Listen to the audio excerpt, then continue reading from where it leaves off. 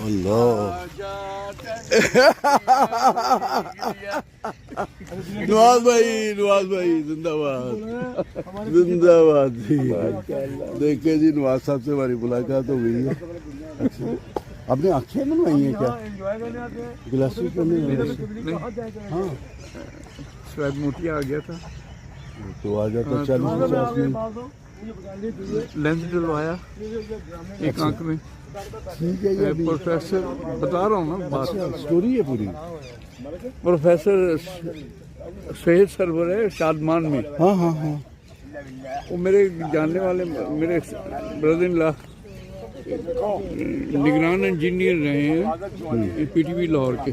अच्छा उनका दोस्त है आयशा मेरे साथ जाओ वहाँ दिखाते हैं। उसको दिखाया उसने लेंस डाल दिया इस आँख में।